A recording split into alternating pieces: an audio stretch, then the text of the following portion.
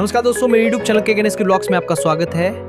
भारत के हर गांव हर शहर में हमें कई मंदिर देखने को मिलते हैं, कुछ नए और कुछ पुराने, जिनकी इतिहास समृद्ध होती है। महान भारत में कई क्षेत्र ऐसे हैं जिनके स्थल पुराण, महाभारत और रामायण काल से जुड़े हुए हैं। ऐसा ही एक मंदिर उडुपी जिले के कोटा नामक गाँव में स्थित है। जिस मंदिर के दर्शन आज हम करने वाले हैं वो कोटा अमृतेश्वरी मंदिर है, जिसे कन्नड़ में हलवू मक्कल ताई के नाम से भी जाना जाता है, जिसका अर्थ है कई बच्चों की माँ। यह मंदिर NH 66 से सिर्फ 20 मीटर और उडुपी से 25 किलोमीटर और कुंडापुरा से 11 किलोमीटर दूर पर स्थित है। मंदिर की खासियत यह है कि यहाँ हर 3 साल में एक स्वयंभू शिवलिंग उद्भव होता है, जिसका आकार हमेशा बढ़ता ही रहता है। संतान की चाह रखने वाले लोग इन शिवलिंगों पर तेल और कुल्थी डालने से अभिषेक करने के बाद देवी से संतान प्राप्ति की प्रार्थना करते हैं। मंदिर के स्थल पुराण के अनुसार रामायण के समय में स्थान पर खरासुरा और उसकी पत्नी कुंभमुखी का शासन था। खरासुर लंका के राजा रावण का चचेरा भाई था। एक दिन कुंभमुखी और शूर्पणखा जंगल में आराम से घूम रहे थे। उसी रास्ते पर ऋषि येकामुख की विधवा अथिप्रभा और उसका बेटा बहुश्रुत पवित्र शहर काशी की यात्रा कर रहे थे। बहुश्रुत की रूप से शूर्पणखा मोहित हो गई और उनसे विवाह करने की अनुरोध की। जब बहुश्रुता ने प्रस्ताव को अस्वीकार कर दिया, तब क्रोधित शूर्पणखा उन पर हमला करके उन्हें मार देती है।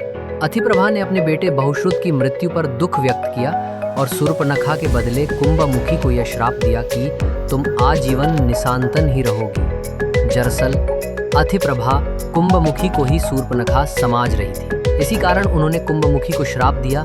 बाद में अथिप्रभा को अपनी गलती का एहसास हुआ और उसने शूर्पणखा को यह श्राप दिया कि एक सुंदर व्यक्ति द्वारा आकर्षित और अस्वीकार किए जाने के बाद शूर्पणखा खुद अपने परिवार के सर्वनाश का कारण बनेगी। बाद में अथिप्रभा खाई में कूदकर आत्महत्या कर लेती है। कुंभमुखी बहुत चिंतित हुई और उसने अपने पति खरासुर को सारी बात बताई। खरासुर ने अपनी पत्नी को सांत्वना दी और सोचने लगा कि इस श्राप से कैसे मुक्ति पाई जाए और संतान कैसे प्राप्त की जाए। उसने अपने गुरु शुक्राचार्य की मदद ली।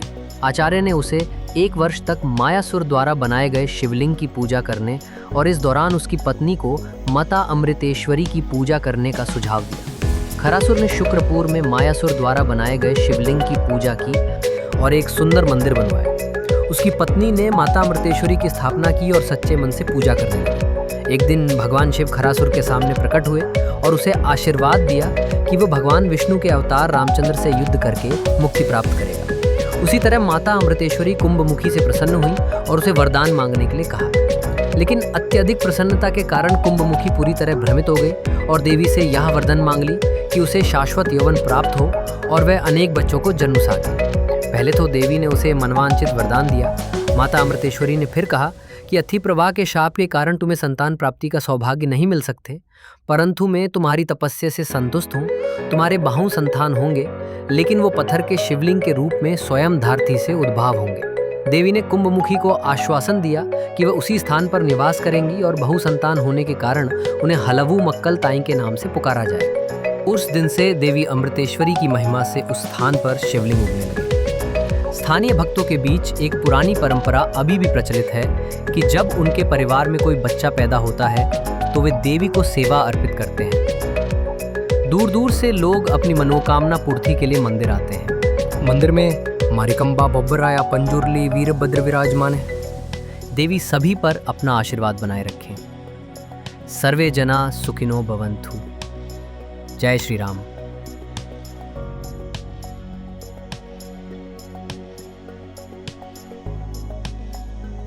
Stay tuned for more information and details. Please like, share and subscribe my channel.